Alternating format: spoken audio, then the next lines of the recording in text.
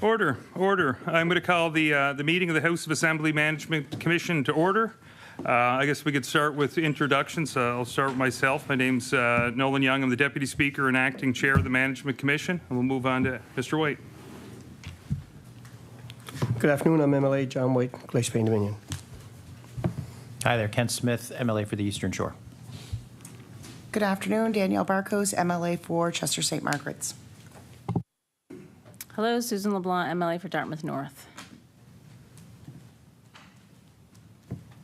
Hi, Fred Tilley, MLA Northside Westmount. Good afternoon, Derek Mumbercat, MLA Sydney Member 2. And Mr. Charlton. James Charlton, Chief Clerk of the House and Secretary to the Management Commission. Okay, I'll also acknowledge that we're in the presence of staff, Gordon Hebb, who's Chief Legislative Counsel, and Matthew Timmins, the Director of Operations and Administration. So looking at the agenda here, our first item on the agenda would be the approval of the minutes from the meeting on the 31st of January 2024. Those minutes would have been circulated in advance. Is there any corrections to the minutes are required? Seeing none, I would ask for a motion that the minutes of the January 31st, 2024 meeting be adopted. Moved by MLA Barkhouse, seconded by Emily Smith. All those in favor of the motion, please signify by saying aye. Aye. Contrary minded, nay. That motion carries. Okay, we also have the 2023-2024 audit report, and this would have been circulated in advance of the meeting. And I guess I will ask the Chief Clerk to speak to this item. Mr. Charlton. Thank you, Mr. Chair.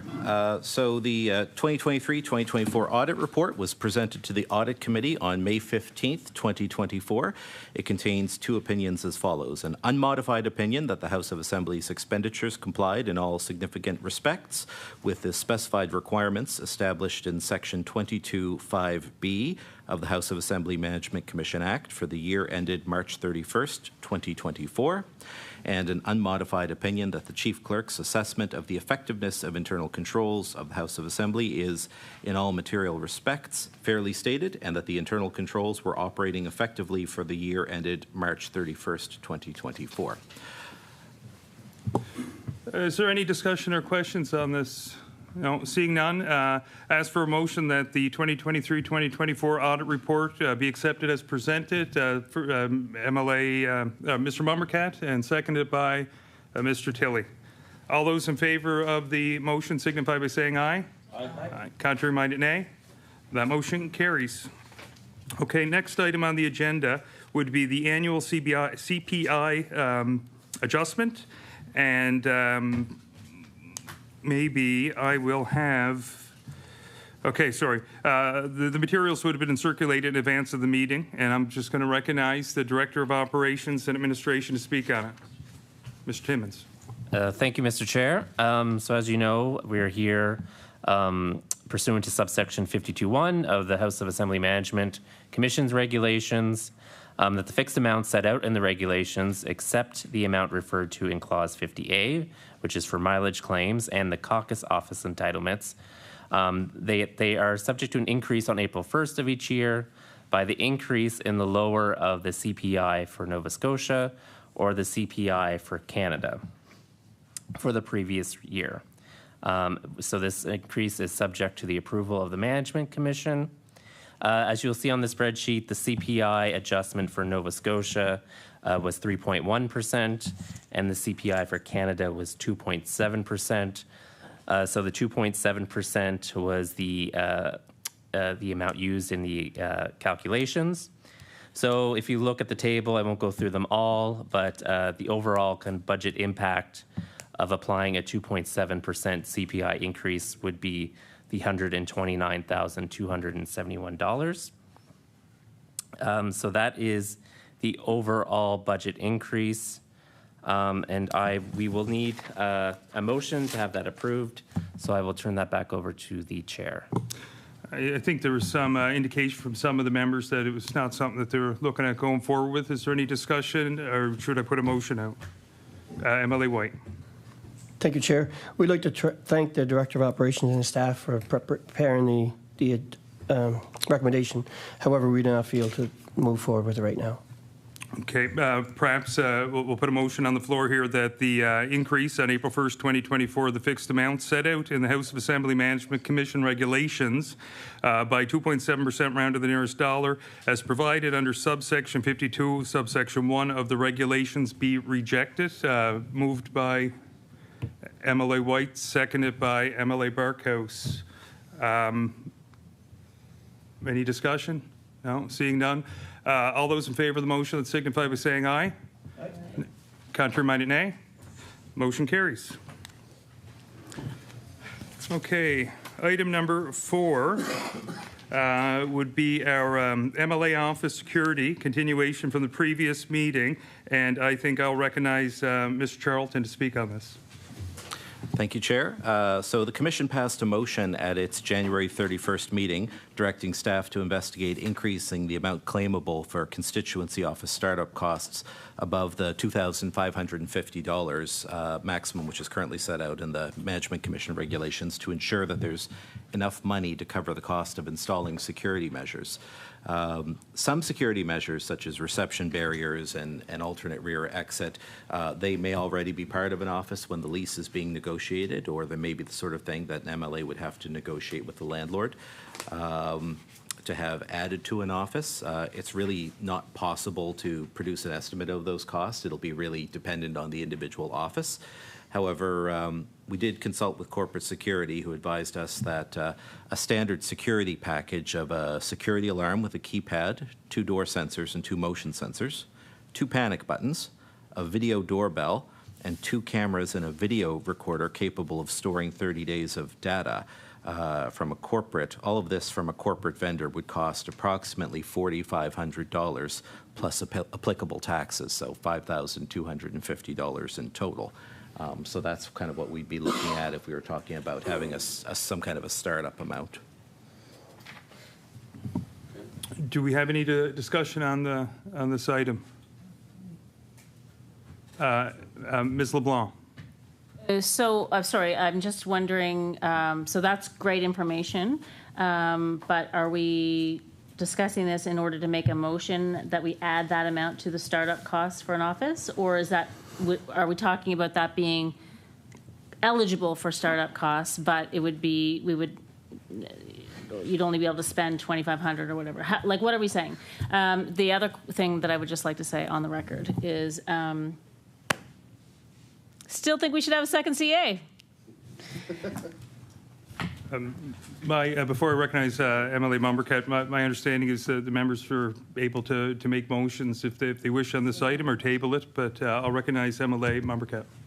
Thank you. And this would be, I guess, ultimately be a question, because the 4,500, it's important. And again, you look at budgets vary across the province. Some MLAs would be able to cover the cost of that in their existing budget, but some wouldn't, and that's just obvious. You hear a bit about that in certain parts of the province where it's higher. So it would be interesting to see if there's a breakdown of how many MLAs could actually cover that under their existing. I personally think that whether it's into the next cycle, election cycle, there's a number of things that we're looking at for startups whenever the next election is called. After that election cycle happens, this may be also something that you may want to implement on top of the budget allotment that people have to set up their offices or set up their living accommodations here. The security piece might be something you want to carve out. And for the record, as my colleague from the NDP said, this issue was actually brought forward by the new Minister of Community Services, and I wonder how he feels now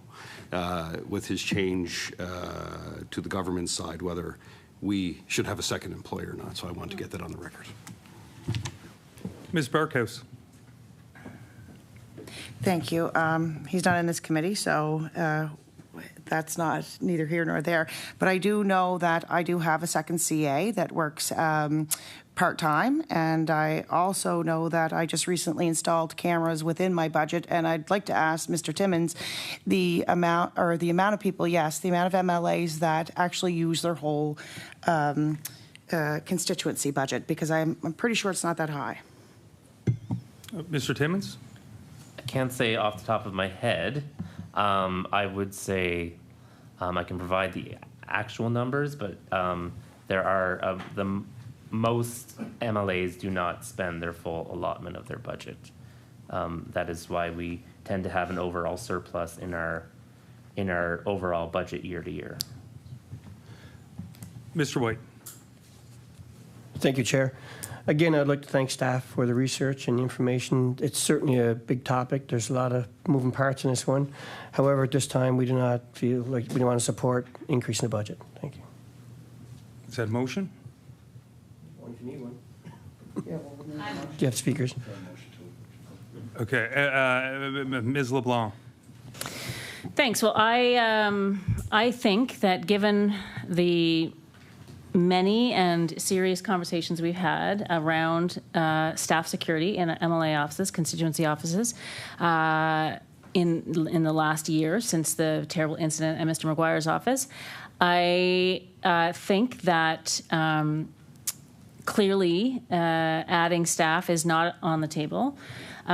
When that was voted down, I'm pretty sure the idea was that we were to look at, how much it would cost to beef up security in offices. That problem and issue has not changed. We still need as much safety in place for our employees as possible, and this seems to be a very reasonable security package. So I would like to make a motion saying that we do approve an extra for $5,200 as startup costs for security only, like as a little fund for security for any new MLA or any MLA starting in a new office. And I would also say that, well, I guess, yes, that's all I will say.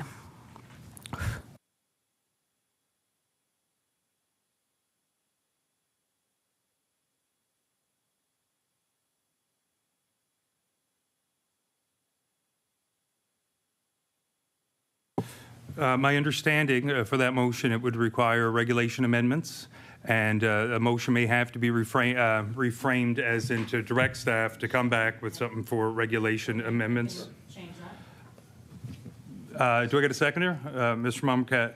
Mr. Tilley, I think you may have something. Mr. Tilley? Yeah, no, I agree that we need to bolster security in the offices, but like MLA Barkhouse, I did that in my budget last year, or the first year at the recommendation. I think the head of security came to our office and suggested what we do, so I think the 4,500 is probably a high estimate. We did it for less than that, but I think it's a good thing to have that, especially where someone is working by themselves. But I do want to address the piece of our CAs. Our CAs are worked very hard.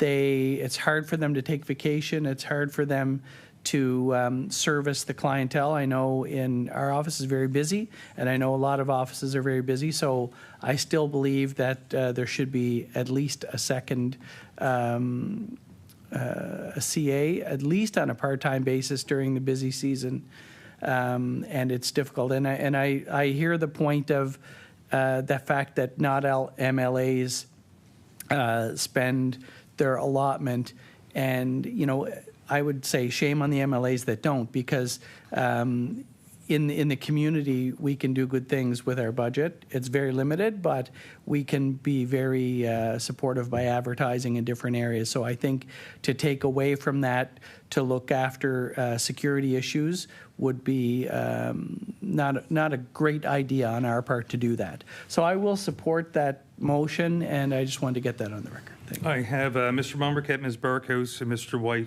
Mr. Mumbercat? Yeah, sure.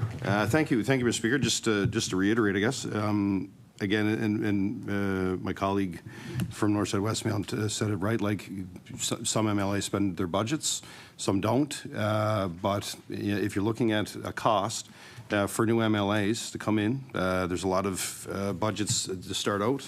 This is one that you don't have to carve out of your budget you have annually. It's when you start, you pick an office, government helps negotiate that contract, and as part of it, you have a startup cost for the necessary security. And as Mr. Tilley said, it may be less, right? But it's just the ability to carve that out, to put that in place, to not take that from the existing budgets. That we know MLAs are paying more for rent, they're paying more for utilities, they're paying more for everything to operate their offices. So it's just it's an easy way, I believe, to do it as new MLAs come in. Ms. Barkhouse?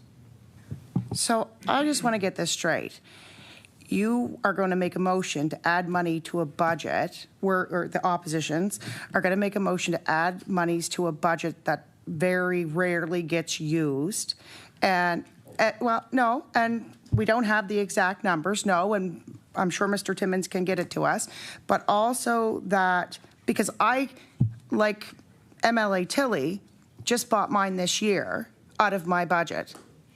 And my security system, and I still have had money left over in my budget. So I just want to make sure I understand this, because to me, I guess I'm just not going to support the motion. I'll just put it that simple. Mr. White? Thank you, Chair. I've already spoke, so you already know I wouldn't be supporting the motion, but I do want to reflect on a couple of words that my colleagues have said. So our CAs do spend a lot of time alone. There's no doubt about that. And I'll get personal first, I guess. So one of the first things I did when I got elected was made sure that I had a security system in there for my CAs, and panic button and everything else. And we had a great system here with our security department to help us with that. And we were able to put every bit of it in. I think it was around $4,000, something, yeah. But the reason I want to say that is because I'm in an office that I have 3 office spaces in my office, and not one thing worked. The only thing that I kept were 3 computer screens, and one of them didn't work, and we finally got a computer hooked up to it. So we had to buy everything. We had to supply everything in the office, and I was still able to put a security system in. So I really am confused as to where the money is not to supply this, because when it comes down to it, not surprised to anybody here, but we are spending taxpayer dollars, and it is our responsibility to spend it appropriately. I think safety trumps that. I will say that. But if the money is there, we're not spending it, then spend the money you have. And if you have to make choices, then you make choices. But realistically, I cannot see where people can't find the money in their budget to do this. That's my own personal experience with it, and that's why I won't support this motion. I just think that the money is there right now. We're just not spending it. It's there. If you buy it in front, first of the year, you will make it last the rest of the year, enough to make it happen. If it's one less newsletter you send out, I don't know. But if it's that important, I think we should have it, and we really should have it. So I won't be supporting this, but I don't want to leave it on the table that safety is at any point being overlooked, because it was the very first thing that I did, and I know some of our MLAs over here have, is to make sure that the camera systems were in place. And when I still hear that people are not spending their full budget, I just think, what are we adding money to a budget for when everybody's struggling? Taxes. So I want to try and keep the budget down and make us do it within the means we have. I think it's there yet. Thank you. I have Mr. Tilley, then Ms. LeBlanc. Mr. Tilley. First of all, I'd just like to clarify something that MLA Barkhouse said. We're not looking to add money to the operating budget. It's the startup budget. So whenever a new office is started up, to Mr. White's point, $2,500 for him to buy all that new things that he needed to start up an office. We're there to serve the public. So this is to the startup of the office. It's a one-time cost. I don't know what's funny about that because it's true, but at the end of the day, it's a one-time cost. A startup happens in the first few months when you start an office. And I just feel that we should have the ability. Many MLAs here in Metro are paying up to $3,000 a month for rent, where we may not have that in some of the rural areas. So it's just, in my opinion, I will support if you don't need it, don't use it. That's the point. But there's some MLAs that may need it. I won't need it, but there are some that may need it for the startup fees. And that's just what I wanted to reiterate, is that it's adding to the startup funds, not to the annual operation. So it's not going to happen every 4 years. It's going to happen every year. It's going to happen once as an MLA is elected. Thank you. Ms. LeBlanc, I think you had a comment? Well, yeah, I was just going to say, if people don't want to spend the money, they don't have to spend the money. And if they are under budget, that's great. This is just a motion to make sure that in the case of someone who does spend their money or use their budget and who does have high rent or whatever, or whose safety and security system people in their community charge way more, that there's an ability for them to make sure that their employees are safe. It's a health and safety issue, and as employers, we should be doing everything we can to make sure that the people who are generally from our community are safe. But my actual question, Mr. Chair, is: do you need me to rephrase the motion to make it a directive to the staff? No, I think we captured that for them. It would be to draft regulations and the changes that would need to take place. So I recognize Ms. Barkhouse. So I think MLA Tilly missed the whole point of that, which is there is a startup budget, but you can use your budget every year, which is why I gave the example that I bought my cameras this year. So I would just want to get that on record, but I want to call the question because I think we've hashed this over 3 meetings now. Is everyone good with calling the question? Okay, all those in favor of the motion signify by saying aye. Aye. Contrary minded, nay. Nay. And that would be a tie and would leave me to vote, and I vote nay as well. Okay, moving on, we have item 5, which would be our financials. They would have been circulated in advance of the meeting, and I'll recognize the Director of Operations and Administration to speak on them. Mr. Timmins. Thank you, Mr. Chair. So I've included in the materials a third quarter and a fourth quarter document. I will just kind of focus on the fourth quarter as it is the most recent. So as of our preliminary year end, our overall surplus across legislative services was about $668,000, primarily due to MLAs not spending their constituency budgets and a reduction in travel. I will say that is pretty typical of a non-election year surplus, although a little smaller surplus than in prior years, because we did find on the whole MLAs in the fiscal year that just finished did spend more than in previous years. And as you know, MLAs can expense items up until June 30th. So that is why this is just preliminary. Final year-end results will be done kind of in July, but we wouldn't expect much of a change from that. Is there any questions or discussions for Mr. Timmins? No, seeing none. We've completed the agenda for the Management Commission. I'd like to thank everyone for coming, and we now stand adjourned. We're adjourned.